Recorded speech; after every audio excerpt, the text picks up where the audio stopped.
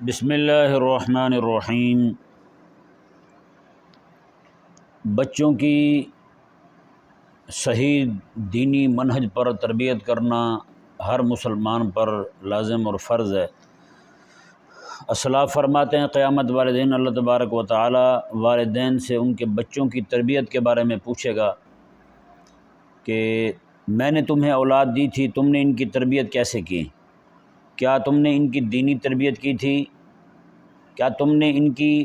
آخرت کی فکر کو مقدم رکھتے ہوئے ان کی تربیت کی تھی، یا تم نے صرف ان کو روٹی کمانے والا بنایا تھا؟ آج عموماً جو ہے وہ لوگوں کو یہی فکر لاحق ہے کہ بچہ روٹی کمانے لگ جائے، جبکہ یہ عقل معاش جو ہے یہ تو کافر کو بھی عطا ہوئی ہے، اور آج کے کافر جو ہیں وہ مسلمانوں سے زیادہ ہی کما رہے ہیں، زیادہ ہی مال جمع کر رہے ہیں۔ تو اصل عقل جو ہے وہ عقل معاد ہے۔ عقل معاد یہ ہے کہ بندہ جو ہے اپنی آخرت کے فائدے کو مقدم رکھے، دنیا کے فائدے کو مؤخر رکھے، یعنی جہاں پر دنیا کا فائدہ ہو رہا ہو، آخرت کا نقصان ہو رہا ہو، تو عقل معاد رکھنے والا بندہ جو ہے ہمیشہ آخرت کے نقصان پر سمجھوتا نہیں کرے گا، دنیا کے نقصان پر سمجھوتا کر لے گا، یعنی وہ یہ گوارا کر لے گا کہ دنیا کا نقصان ہوتا ہے ہو جائے لیکن آخرت کا نقصان نہ ہو۔ یہ عقل معاش جس کو ملتی ہے وہ ہمیشہ وہ یہی کرے گی کہ دنیا کا نقصان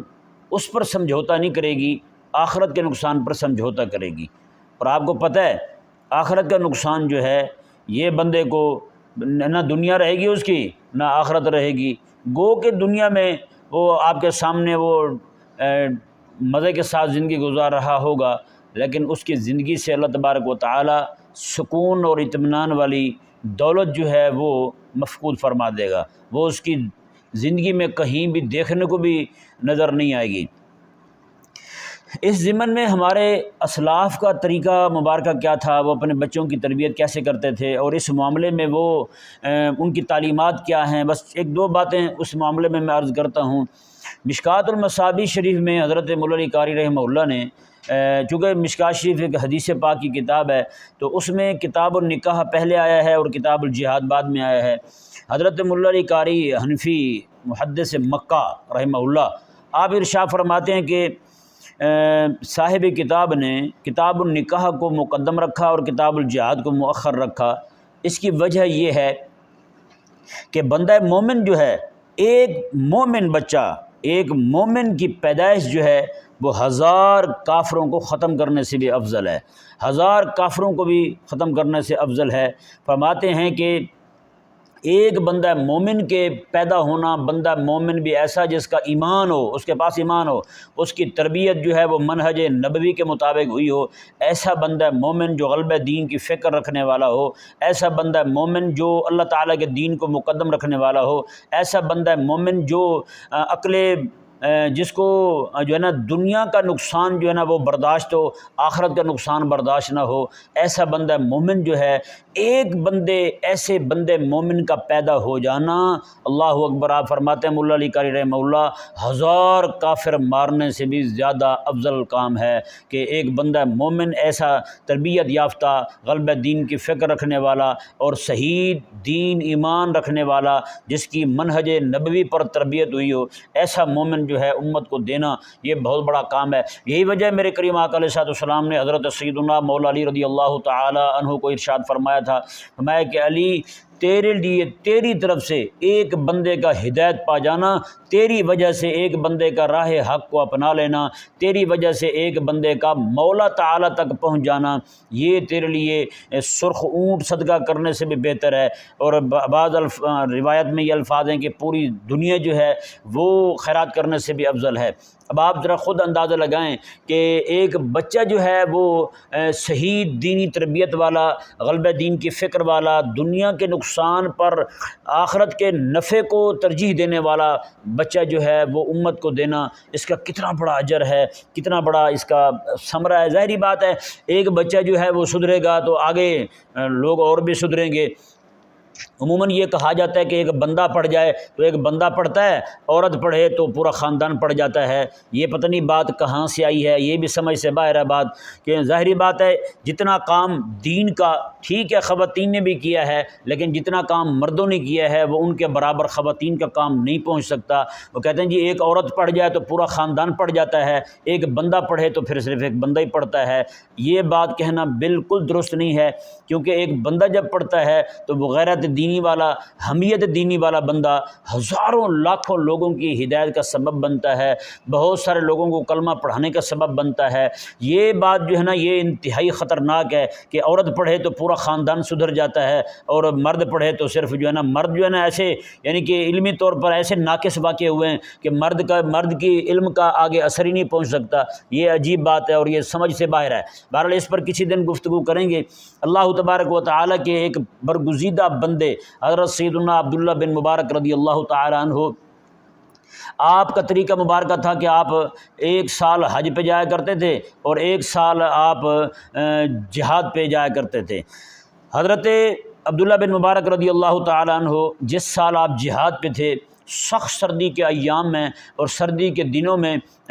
بالکل کھلے آسمان کے نیچے آپ بیٹھے ہوئے ہیں اور آپ کے ساتھی بھی بیٹھے ہوئے ہیں، ٹھٹھرتی راتیں ہیں، ہاتھ پاؤں جو ہیں وہ سردی کی وجہ سے جناب وہ تھر تھرا رہے ہیں۔ حضرت عبداللہ بن مبارک رضی اللہ تعالیٰ عنہ نے ارشاد فرمایا اپنے ساتھیوں کو، فرمایا کہ یہ جو کام ہم کر رہے ہیں اس سے بھی افضل کام آپ کو بتاؤں؟ اللہ اکبر کبیرہ۔ ساتھی ایک دم حیران رہ گئے، انہوں نے کہا حضور جہاد کے لیے دشمن کی سرحد پر سخت سردی میں ہم بیٹھے ہوئے ہیں، ہاتھ پاؤں کانپ رہے ہیں، تو اس سے بڑھ کر اور افضل کام کون سا ہوگا؟ اپنی جان خطرے میں ڈال چکے ہیں۔ اللہ اکبر۔ حضرت سیدنا عبداللہ بن مبارک رضی اللہ تعالیٰ عنہ ارشاد فرماتے ہیں جو بندہ نکاح کرے، نکاح کرنے کے بعد اس کے ہاں بچہ پیدا ہو اور وہ بچہ جو ہے اس کی تربیت خالصتاً دینی حوالے سے کرے، اور وہ بچہ جب رات کے وقت سویا ہوا ہو اور اس کے اوپر سے چادر ہٹ جائے، والد جو ہے وہ چادر اٹھا کر کے اپنے بیٹے کے اوپر اڑھا دے۔ حضرت عبداللہ بن مبارک رضی اللہ تعالیٰ عنہ ارشاد فرماتے ہیں اس بندے کا جو اجر ہے وہ ہمارے اس جہاد کی رات کو، دشمن کی سرحد پر گزرنے والی رات اور ٹھٹھرتی ہوئے سخت سردی کی رات، ہاتھ پاؤں کمپانے والی رات جو ہے، اس سے بھی زیادہ اجر اس بندہ مومن کو اللہ تعالیٰ فرماتا ہے جو بندہ یعنی کہ نکاح کرے اور حلال طریقے سے ایک بچے کو جنم دے، اور پھر بچہ جو ہے وہ اس کو خالصتاً اسی لیے اس کو جنم دے، خالصتاً اسی لیے نکاح کرے کہ بچہ جو پیدا ہوگا وہ اللہ تبارک و تعالیٰ کے دین کے غلبے کے لیے کام کرنے والا ہوگا، اللہ تبارک و تعالیٰ کے دین کو پڑھنے پڑھانے والا ہوگا، اللہ تعالیٰ کے دین کے دفاع کے لیے اور دین کے نفاذ کے لیے کوشش کرنے والا ہوگا۔ ایسا ایک بچہ، ظاہری بات ہے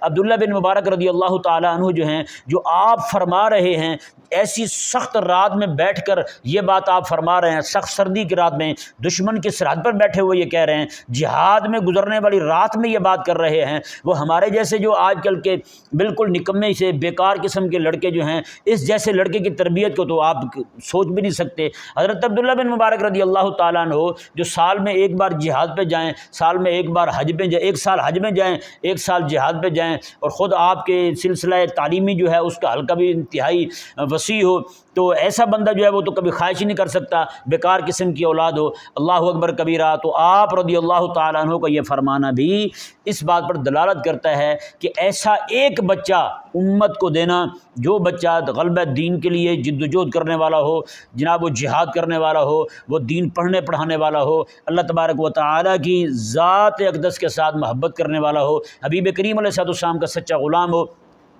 ایسا بچہ جو ہے وہ امت کو دینا۔ آپ فرماتے ہیں کہ یہ جہاد کے اندر سردی کی سخت رات ہو اور جناب ہاتھ پاؤں کانپ رہے ہوں دشمن کی سرحد پر، فرماتے ہیں کہ اس رات گزارنے والے بندے سے بھی اس بندہ مومن کی، جو بندہ اپنے بچے کی تربیت کرتا ہے اور صرف ایک رات میں جو چادر اتری ہوئی بچے کے اوپر ڈال دیتا ہے، فرماتے ہیں ہماری اس جہاد والی رات سے بھی اس کا ثواب افضل اور اعلیٰ ہے۔ اللہ اکبر کبیرہ۔ اس سے آپ اندازہ لگا سکتے ہیں کہ بچوں کو خاص طور پر غلبہ دین کے لیے تیار کرنا، ان کو جناب آقا علیہ السلام کے دین کے لیے جد و جہد کرنے کے لیے تیار کرنا، یہ بہت بڑے اجر والا کام ہے۔ اور یہ بات آپ ذہن میں رکھیں کہ جس طرح بھی میلاد شریف کا مہینہ آ رہا ہے تو آپ حضرات بھی ذرا یہ نیت فرما لیں کہ ہم جناب یہ